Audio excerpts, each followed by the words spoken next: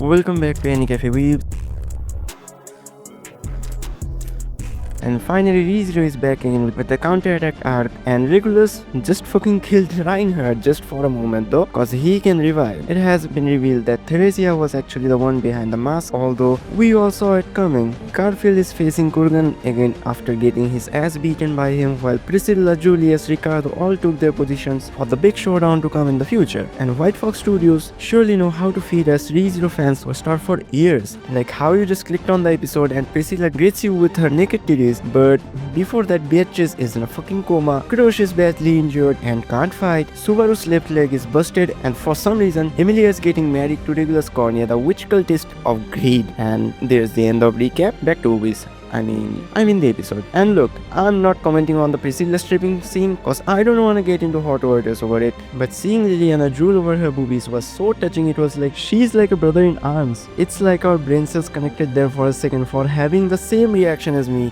Liliana was one of the most hated characters in the web novel cause of her annoying monologues in between important fights, but the anime is dropping up almost all of those, at least for now, that I kinda started to like her because of that. As a brother in arm, of course, to drool over Priscilla's book together. Seeing Emilia carrying Reinhardt's sword like a baby was super cute and low-key hilarious at the same time, but Subaru taking out his whip just to steal one of Regulus's wife instead of attacking him right in front of Emilia takes the cake for me. It's fucking hilarious. Regulus told Reinhardt that if he drops his sword and take a few steps forward, he will release the hostages/wives, go to Himalayas and become a monk, but instead he slashed Reinhardt in two just to make him come back to life and literally get kicked in his ass. Now Regulus's attack should have bounced off of his day cause Reinhardt taking damage is unheard of. It is nearly impossible to even scratch his coat, let alone inflict an injury. He has like millions of divine protection. You can search and read them on Google. The only time he got injured was during the Wrath If story, but he was fighting the strongest characters in the world with his divine protection disabled. But Regulus not only inflicted an injury, he literally kills him through his divine protection, which makes the final showdown between them even much more dangerous. For Reinhardt, if you are going to think about the odds here, the reason Ilsa's knife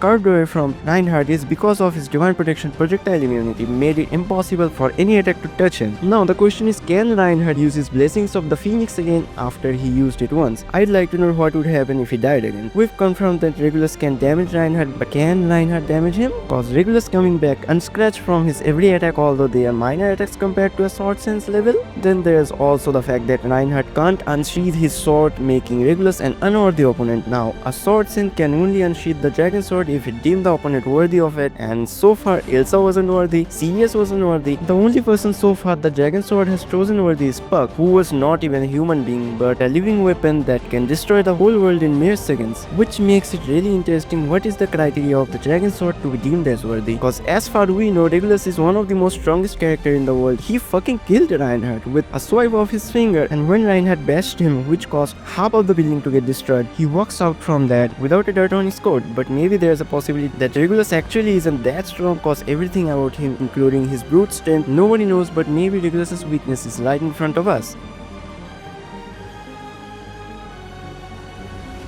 I had to pause the episode to take the second fab break within 23 minutes after this. My friends call me maniac for wanting to smash Sirius, but you see, right? Don't tell me now that you are allergic to bandage pussy. Now in my opinion, Sirius versus Priscilla and Liliana would be a very interesting fight to watch because Priscilla is too proud of herself, or should I say mentally strong, to get manipulated by Rat's authority. But when it comes to Liliana, I am confused. Why? I mean, maybe she's just too dumb for the Rat's authority cause she's aged out cause he's to the fucking Black Swordsman logic in play. But I am curious about the upcoming battle. On the other hand, Otto and Field versus Gluttony is not the best matchup. Even if Otto can communicate with beasts and dragons, though I have always felt that Otto is not the kind of character that Tape will kill this early in the story. He is a very important character to the story regardless of how he has survived up until now through the sheer power of plot armor.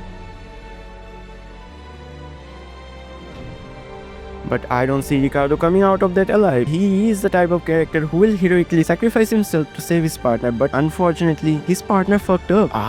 Why did you do that, Julius? I almost started screaming by how dumb he can be, even after being the knight of one of the most intelligent and cunning person. Yes, I am talking about Anastasia. Like literally, I'll discuss with Subaru in front of him that you shouldn't say your name or anyone's name in front of him, but instead of doing that, he started reading his fucking resume out loud in front of him. Apart from that, if you have noticed, Gluttony lieutenant is certainly called Julius Nisama, and if you remember, it's been a while since we saw or heard anything about Joshua, so maybe there's a connection between these two incidents. But if he really ate Joshua, he should already have known everyone's name at this point. On the other hand, the second lieutenant in front of Otto suddenly started talking about Subaru just like Rem used to talk about him, which was really sad and creepy to watch, but it made a lot of things obvious. Now the stage has been set for Garfield to take his revenge against Kurgan for his past losses and what happened with Mimi. This will be a really wild fist fight if Garfield is still alive after getting buried in that thing which looked like Capella, and Wilhelm can't really solo Theresia like he did in his past anymore. Although she doesn't have divine protection of Sword Saint anymore, means she has been nerfed a bit too. I get chills every time I think how Wilhelm felt after seeing his beloved dead wife as walking corpse with her soul trapped inside of that body. It is just too sad, but in between this chaos, the real Capella is now hunting down Felix and Cruz, and she is just so fucking evil. Like turning into people just to give Felix hope only to transform right in front of him is just diabolical. It is such a nightmare for Felix, who has zero combat capabilities and can't do anything against Capella. And with his cliffhangers, the episode ends.